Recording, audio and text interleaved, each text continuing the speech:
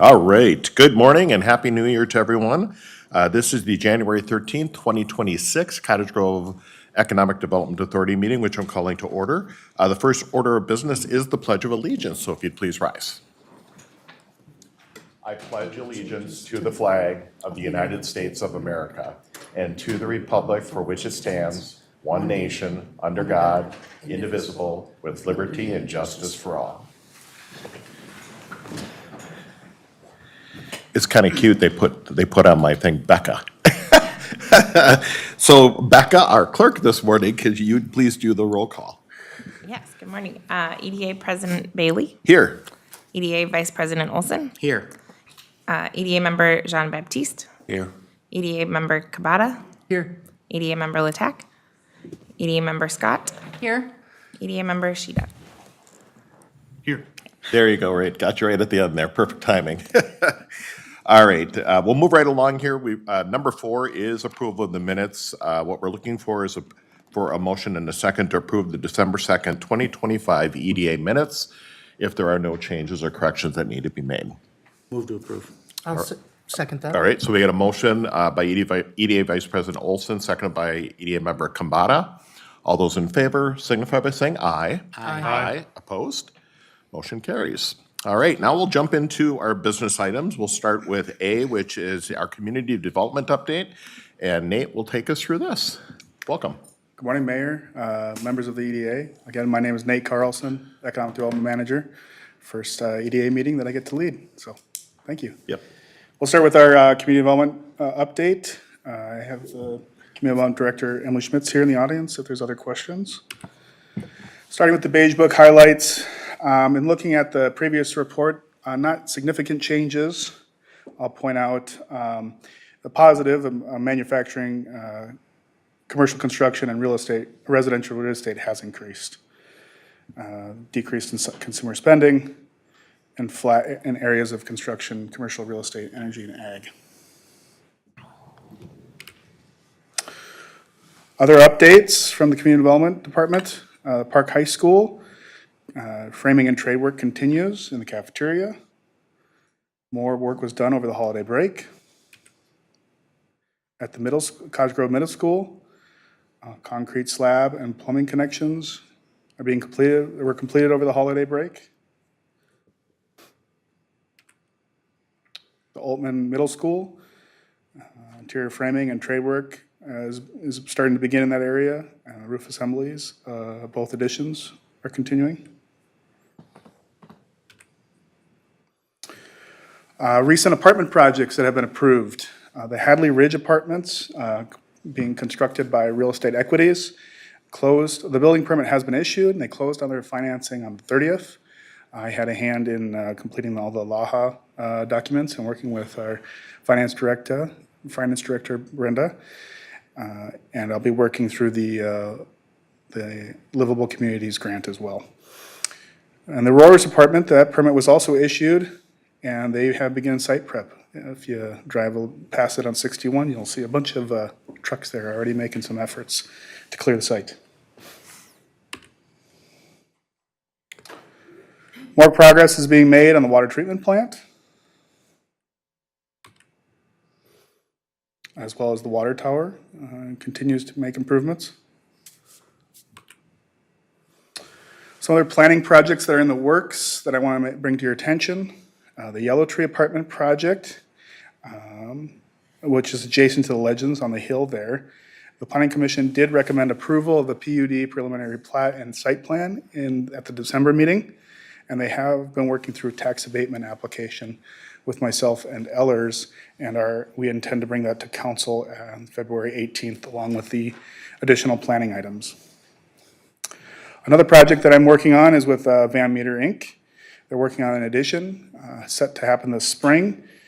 They did get through their Planning Commission approvals. The site plan is on the docket for council on the 21st, and I'm working through state incentives through deed, so primarily Minnesota Investment Fund and Job Creation Fund. It's kind of a two-step process before an application begins, and I'm working through some of the due diligence efforts to see if they would qualify for some incentives. Another project I want to highlight is the redevelopment grant for the Ross property. The EDA acquired this in October, and I'm leading efforts to apply for a demolition grant with the state to see if we can offset some of those costs in order to prepare the site and make it more attractive for development.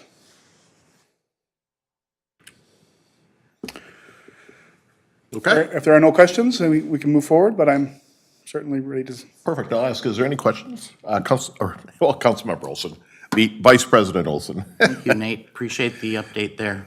My question is along the lines of explanation, actually, and that is for Yellow Tree, you mentioned that they are making an application for tax abatement due to unique site constraints. Could you tell the members of the EDA, as well as anybody watching at home, a little bit about tax abatement, how that works? Certainly. So there are two major tools when it comes to incentivizing through any, deferred taxes or tax reimbursement. And that's more common is TIF, so tax increment financing. A secondary tool is tax abatement. The major differences with tax abatement as opposed to TIF is a lot more rigid. There are certain districts that can be created, certain activities that can qualify for TIF.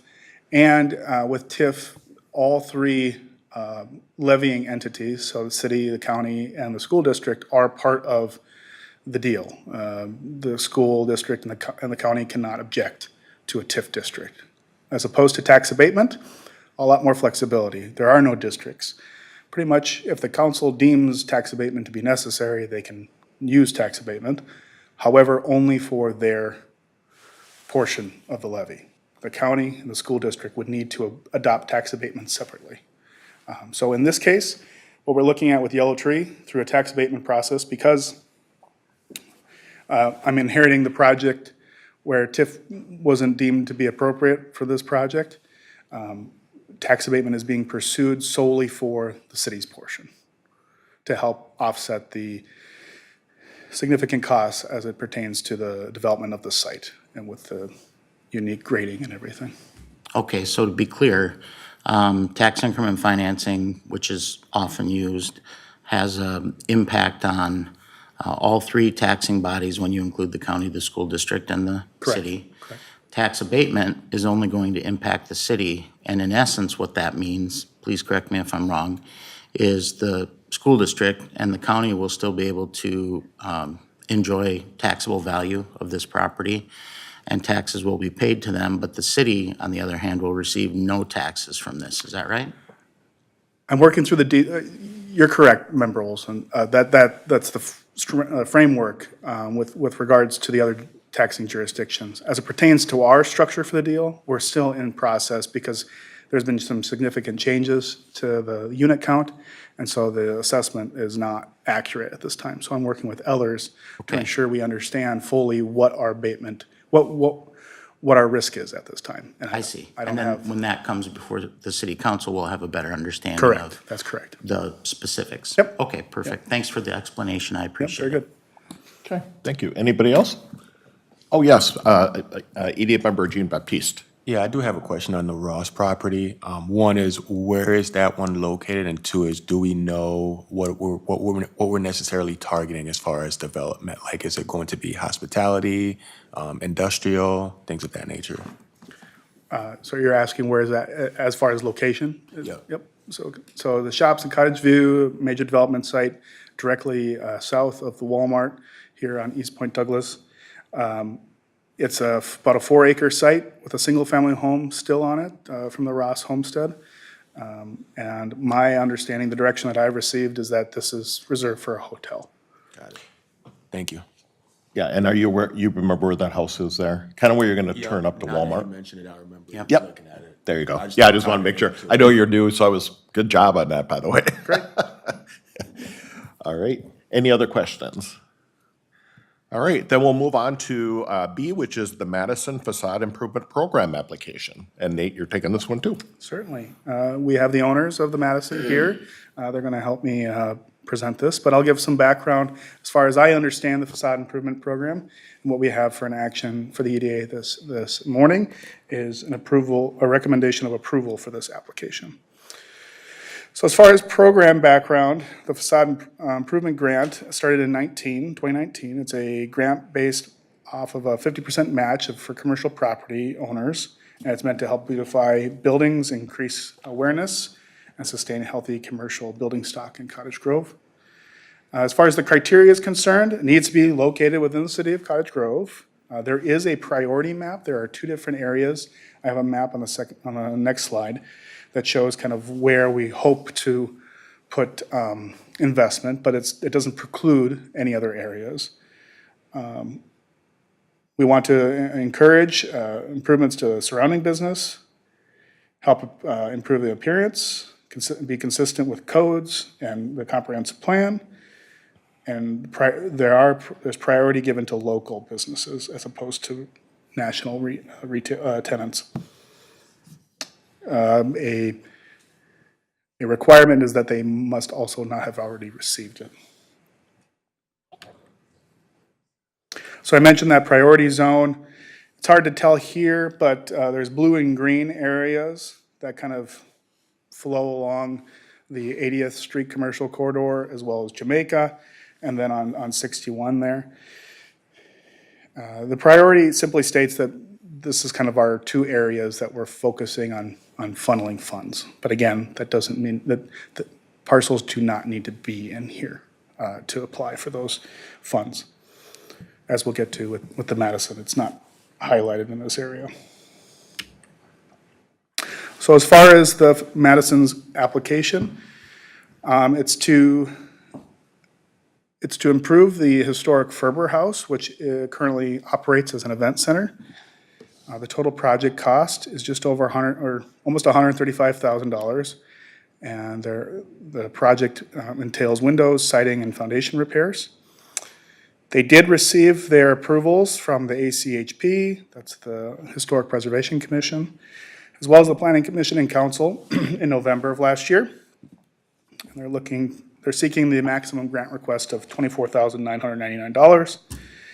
I will note, as I said, I alluded to in the previous slide, that this project is not in a priority zone. However, that doesn't preclude them from getting getting funds.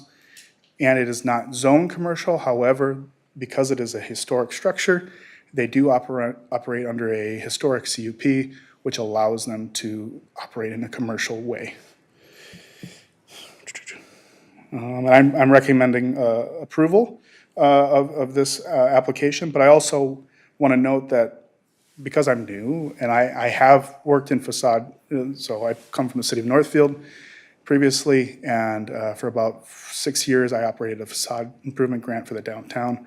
And so my recommendation to the board today is not, if you were to pursue approval of their application, I will also recommend a secondary motion that allows me to kind of review this program and provide feedback to the board for any potential amendments or considerations. So with that said, I would invite Brad and Louise forward to talk about their project. Good morning and welcome. Good morning. Thank you, Nate. Good morning. One quick thing I wanted to mention, based on that map you showed there, I know one of the things you mentioned was the priority areas. I thought it was kind of funny. It just popped into my head. Although we may not physically be within the area of the constraints of that map, one of the things that when we moved to Cottage Grove, somebody pointed out to us is that our business was on the puzzle that you guys hand out around town. So although we may not be on the priority zone of the map, we have made the puzzle. So I think that's kind of cool. My name is Brad Madison, and on behalf of my wife Louise and I, we would like to thank you for the opportunity to meet with you today. Looking across the faces I've seen here, I've met so many of you throughout our process of becoming part of Cottage Grove's neighborhood as a business and as a family. Many of you have spent time inside the walls of our venue. Some of us have an even more special relationship than just meeting. Some of us are actually patrons, and I appreciate that. We purchased the property that was under a different name. Some of you may be familiar with it. On September 17th of 2024, We saved the venue from a bankrupt business that would have most likely put the property into a foreclosure. We celebrated our first year anniversary on September 17th, 2025, and are well into our second year with unexpected level of success. We currently have more than 60 events booked for 2026 and are still continuing to book for 2026, as well as 10 events for 2027. So we have hosted, I'm gonna switch my slide here. Sorry, I don't do this very often though. So just like Nate's sort of new to this, I'm new to this particular thing as well. We host approximately 12,000 to 15,000 guests per year. Many of these guests come from out of town and will make use of many of Cottage Grove's businesses, creating economic opportunities on a broad scale. The Madison supports local businesses with opportunities to serve these guests through partnerships with hotels, restaurants, in addition to the typical wedding and event vendors. We are also proud to have a strong community presence with the support of nonprofits, fundraising events, as well as donating our space for memorial services for community members in need. We also hosted a Christmas market this last year, which gave opportunity to over 40 unique vendors. The event served around 1,800 guests. Mr. Bailey, you were there. Yep. They all visited our barn on Lamar Avenue in one day. The event alone was able to create around $50,000 worth of gross revenue for all vendors involved. That's not our revenue, that's the vendors that were all present on the day. Most of you will recognize our business from the barn. The facade of our barn is quite well known. Again, it is put in all its glory on the puzzle there. And there's a picture, actually, I just recently took this when the Northern Lights were looking very beautiful over the city of Cottage Grove. I thought it was kind of a cool picture. It is cool. So located prominently on our property is a dilapidated house, which in its day was a beautiful piece of architecture as well as a historical Cottage Grove landmark. This house, built in 1851, is on the National Historic Registry and now a forgotten historical diamond in the rough. It sits waiting to be reborn or to crumble away. It's in its current state, it is not only a detriment to the facade of our business, but also a sad representation of Cottage Grove's past. And our hope is to bring it back to its former glory. And here are some images of the Ferber House. I'm sure most of you have driven by and seen it on Lamar. The picture on the left there is actually an original representation of it from the almanac, which was hand-drawn in 1871. And that's a picture of John P. Ferber himself. And this is a picture of John P. Ferber and his wife and family.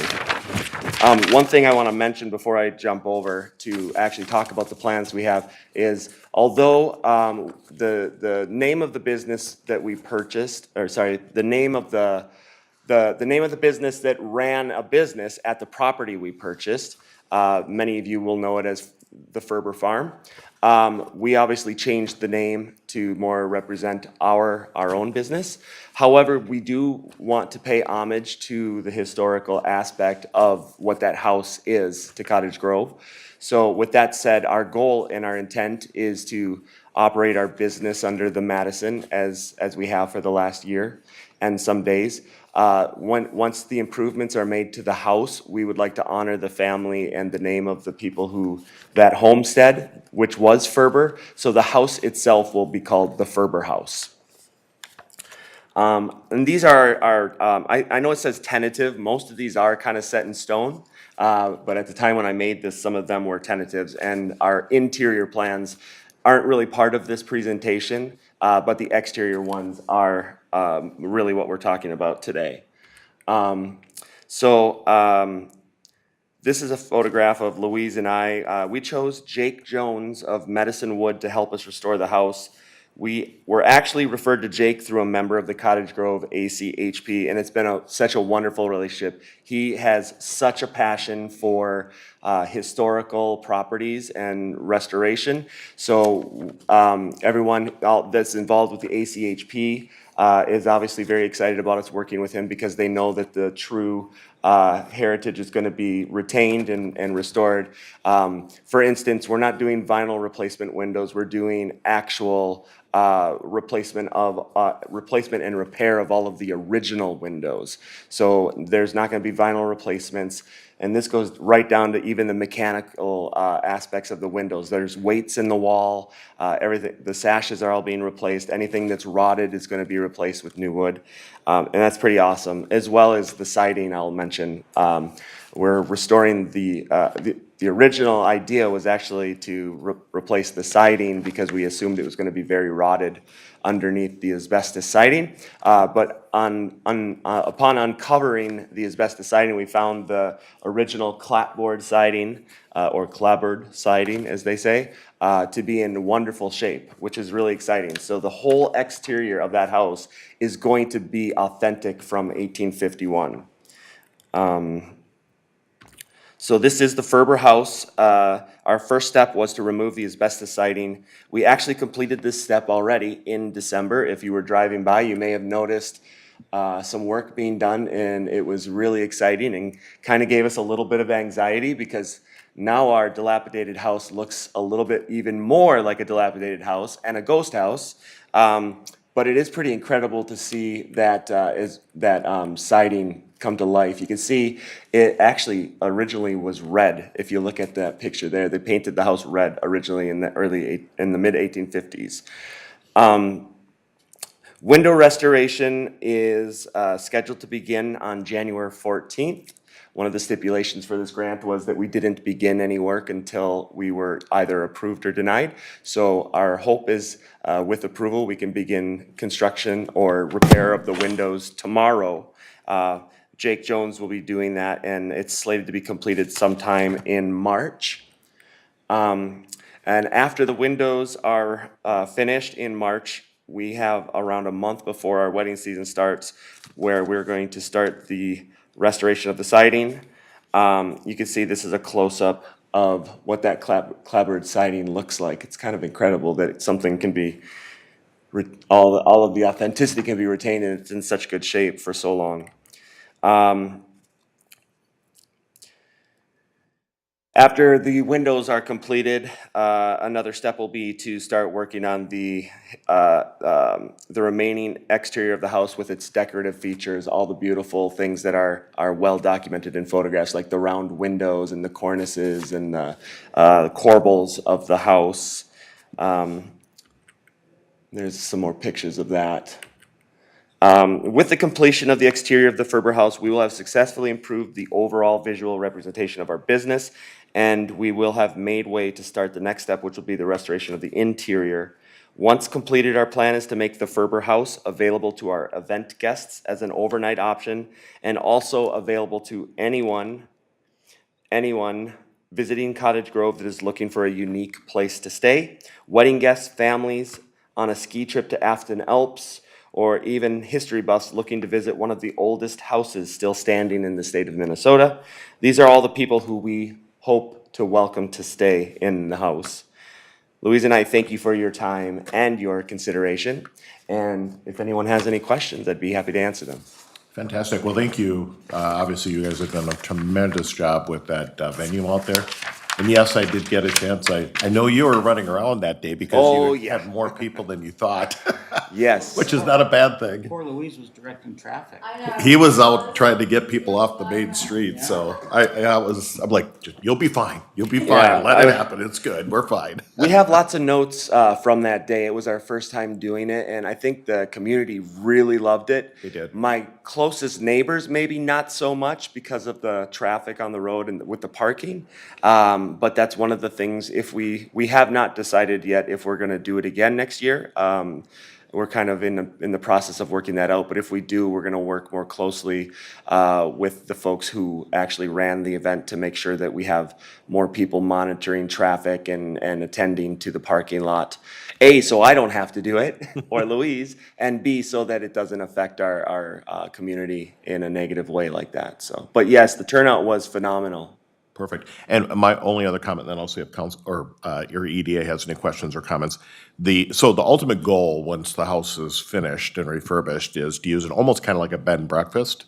Well, we're gonna So to refrain, speak. we're gonna refrain from bed and breakfast because that means that we're dealing with food and beverage, and that takes on a whole different sort What do of they call it at licenses. BY?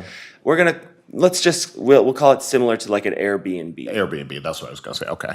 All right, perfect. Awesome. But a little different and classier than just a typical Airbnb. No, it looks like it when you're finished with it. Perfect. All right, so yes, I'll start with EDA member Kambata. Brett, I happen to know that you're also a talented photographer, so some of the pictures you took were really amazing. Thank you. And I imagine that when you're done, the pictures that you post of the after construction photos would be equally amazing. Yeah, I'm really impressed with your kind of the direction you decided to go with, especially finding that some of the original materials were still intact with the house and refurbishing the windows. So I'm really, and I disagree with you. I think that by taking off that asbestos siding, I think the house already looks better Okay. with that original siding. But my question is, I see in the historical photos, it shows like a full-length porch or gable over the front of the house.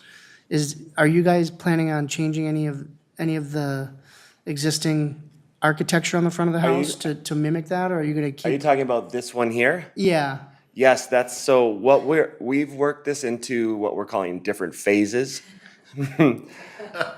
For many reasons, money, time, all of those things. Phase one is well on its way in terms of starting the exterior process. Our biggest goal was to make sure that when people drove up our long driveway towards the barn, that if their glance happened to go off to the right and see that house, that it didn't make them stop the car and put it in reverse, which is kind of the way it is right now. It does not really help us out. It's, we every time we do, we've booked 60 weddings next year, but all 60 of those people that pulled in, we've had to kind of spin it in a way that says, oh, that's our historic home. It's charming. It's it looks a little run down right now, but it's a historical building, so we kind of have to spin it. And our hope is to one day not have to do that. In fact, our goal is to be able to do that by the start of weddings this summer. I'm sure some of us are excited about that.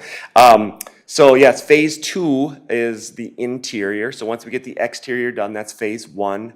We want to make the exterior beautiful. Once that's done, we'll, over the summer and probably some of the winter, who knows how long exactly, that's when we'll start phase two, which is the interior. Phase three is going to be adding the frosting on the cake, and that is our plan, is to add that original deck on the front. In fact, Jake Jones from Madison has found a man who specializes in authentically recreating historical structures like porches. So our goal is to do it exactly like that picture that's there. One thing we did fool around with the idea of is we have direct contact with some of the original family members. Ferber, we have a connection with a woman named Gretchen Ferber who lives in Florida, and she's very excited about this project and has sent us literally stacks and papers full of like family almanacs and historical, like handwritten letters from John P. Ferber. Like, it's incredible. Many of these things we're gonna try and recreate and put in the house as artwork on the wall. But one of the things we found out is that they had hoped to do a wraparound porch, meaning, so if you see on the front facade, the porch only extends the front part, but we'd like it to maybe go to what they had hoped to do, which was to extend it a little bit sideways and then back towards the windows as well.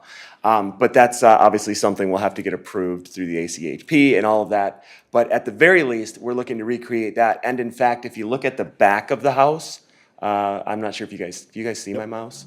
This section here is also actually a little back porch.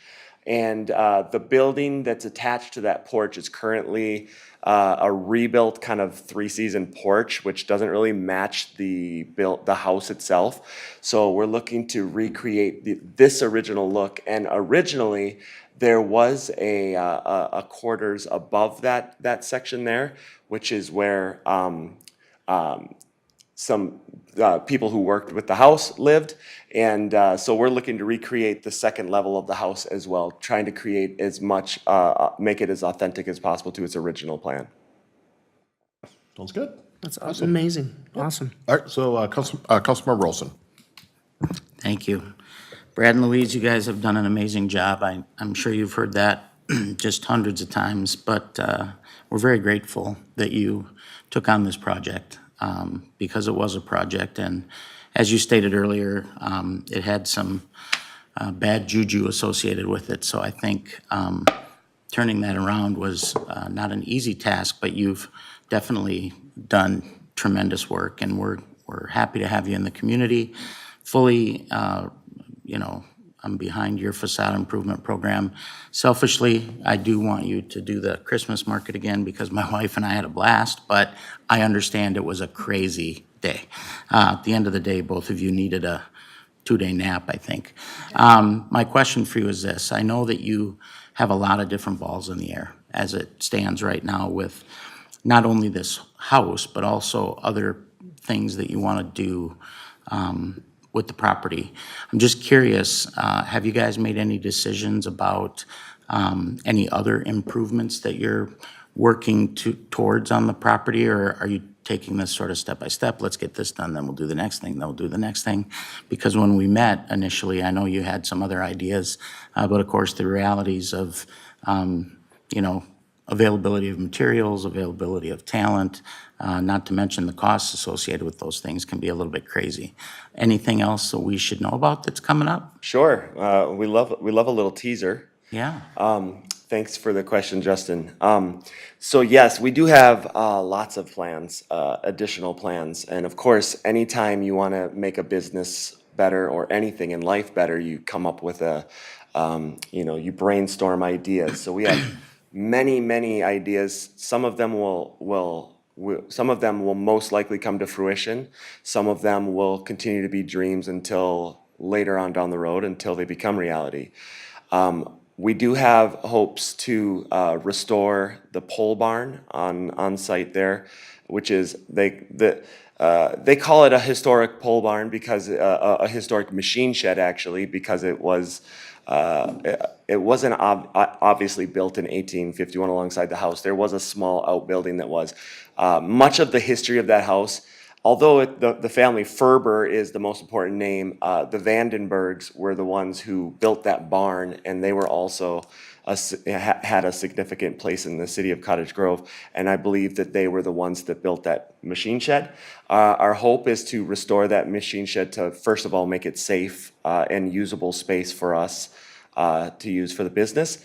But there is a portion of that pole shed, the south side of the pole shed or machine shed, that we would like to restore and hopefully one day turn into an additional asset for the business in the form of what we'd like to call maybe like a speakeasy or a cigar bar kind of thing, obviously for our clients to use, but also potentially maybe to have it open for limited amounts of time for Cottage Grove community members to come and sit and have a glass of wine or a beverage or listen to some live music. These are obviously lots of things that we need to get approval for, and there's things like liquor licenses that would have to be acquired. And those again are just in the pipeline, in the dream of where we'd like to go. I would say that's the most immediate and largest thing. Outside of that, Louise, am I forgetting anything that we have plans to do? Huh? Well, we'd like to, yeah, in terms of like making the property itself look nicer, one of the things we'd like to do is there is like a 1970s Menards built garage that sits right in the middle of the property, which doesn't really align with the rest of the property. And I'm hoping to get permission to put a cement pad back towards where our parking lot is and move that to the back, the north. So like the more closer to the north end of the property within the tree areas that we have. And let trees grow around it to kind of hide it, and then use it to put, you know, the snow plow in the summer and put the lawn mowers in the winter, that kind of thing. I know that we're not allowed to go over a certain number of square footage with outbuildings, and I do believe we're over that number, like grandfathered in, but I've been told that if we tear any of those buildings down, that we're not allowed to rebuild them because of that. So that's something that we'll obviously work with Cottage Grove, the people who are in charge of that stuff to see if we can do that. But those are I would say those are the most pertinent goals we have. Well, great. Thanks for sharing. Thanks for being here today. And thank you guys for doing such great work for our community. I know you've enabled people who, you know, have had various challenges in their lives, use the facility for a lot of different reasons, and you haven't charged them anything. And to me, that's just proof that you guys really want to be good neighbors, and you've definitely demonstrated that. So thank you so much. Yeah, we do appreciate that relationship with Cottage Grove, and one thing just to throw out there is in addition to the community members we've served that way, we also were able to serve 12 families who had contracts with the previous owner, who we executed their contracts, 12 contracts free of charge as well. So. Oh, that's amazing. Thank you so much. Back to you, Mayor. Fantastic. Thank you. Any other questions by our EDA members? All right, EDA, so what we've got before us then is actually an approval, which is basically awarding, as you can see before, and there's actually two specific motions that are up there. So let's start with number one, if somebody would like to take number one. I'd like to make the motion to award the Madison, Minnesota LLC an award letter for the submitted project with matching funds up to $24,999 for any eligible expenses as part of the City of Cottage Grove Facade Improvement Grant Program. All right, so I have a motion by EDA member Kambata. Do I have a second? Second. Second by EDA member Cgeda. Any further discussion? Seeing none, all those in favor signify by saying aye. Aye. Aye. Opposed? Motion carries. And then who would like to take number two? I will. I make a motion to direct staff to review the priority zones and overall facade improvement program criteria and provide the EDA with potential recommended program updates. All right, so I have a motion by EDA member Scott. Do I have a second? I'll second. Oh, I think we got it One down of here. us We got a second by Baptiste, EDA member Baptiste. So any further discussion? Seeing none, all those in favor signify by saying aye. Aye. Aye. Opposed? Motion carries. Thank you. Congratulations. Yep, good luck. Well, it'll be neat to see it get changed out. We'll do a grand opening and have you by to cut another ribbon. There we go. Be happy to do that one. And by It'll the be- way, we do have a city photo contest. I don't know if you know that or not, but that would be a great entry. What's that? City's photo contest, we have one. So that would be a terrific entry. Yeah, the one with the barn and the northern lights above it. That looked pretty cool, by the way. There you go. All right, next item on our agenda team is C, which is the approval of the 2026 meeting schedule. You're free to go. You're free to go. Are you sure? Yeah. You guys are good. He just told us we can leave. You can. Yes, you can. Yep. You're good. See you all soon. Thank you. Yep, take care.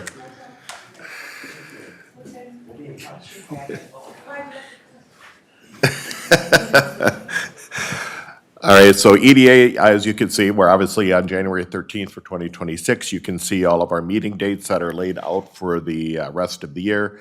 The one notable one, of course, is December 1st. That is a special meeting that's held at 6 o'clock PM as part of the HRA levy approval process. So just want to make everybody aware of that. And of course, these are the set meeting dates, but if there is not something on the agenda for one of these meeting dates, the meeting could be canceled. So since you could see the meeting dates, I'm looking for a motion in a second. Move to approve the meeting date schedule. All right, so I've got a I'll motion, second. motion by Councilmember Olson, and I've got a second by ED member Kambata. All those in favor signify by saying aye. Aye. Aye. Opposed? Motion carries. And then finally, this morning, is a letter of intent with Tradehome Shoes, and I believe Nate and Jennifer may be taking us through this one. Thank you, President Bailey, members of the EDA. I'm getting my feet wet with these WAG properties, as I understand them, with the Glendenning family. Jennifer had received a drafted LOI from Tradehome Shoes for 13 acres east of Jamaica and just about south of 97th Street there. It's highlighted in yellow and red. My understanding as far as how this operates with the EDA being involved is the property is sold to the EDA at a reduced cost to help us, and then we sell it then secondarily to the buyer and in a way to help us recoup investment in the infrastructure directly adjacent to the site. And what I'd be working toward, if the EDA does approve this LOI, is setting a public hearing in February to execute purchase agreement documents. And so the price as it stands right now that the EDA would sell it is $1.7 million. I'll turn it over to City Administrator Jennifer Levitt if there's other things I missed. EDA President and members of the EDA, this is one of those properties that we had a previous agreement on with Ryan Company. They were looking to build a 140,000 square foot warehouse facility. That purchase agreement never came to fruition, and now Tradehomes, which is nice, an existing business, would like to expand. We're still connecting with them and their specific plans in regards to what they see on this site and how they potentially desire to phase that. So at this point, we would be bringing the purchase agreement to you hopefully in February, if all goes well, and you'll see a planning commission schedule for their project hopefully in early Q2 as well. So I'd be happy to answer any questions that you have. Any questions? ED Member Kambata. With regard to the prior contract with Ryan Companies, as part of their due diligence, was there any security put up? And was that forfeited to the city? If there was any security funds posted, were those forfeited or returned when the contract did not proceed? EDA member Kambata, that's a good question.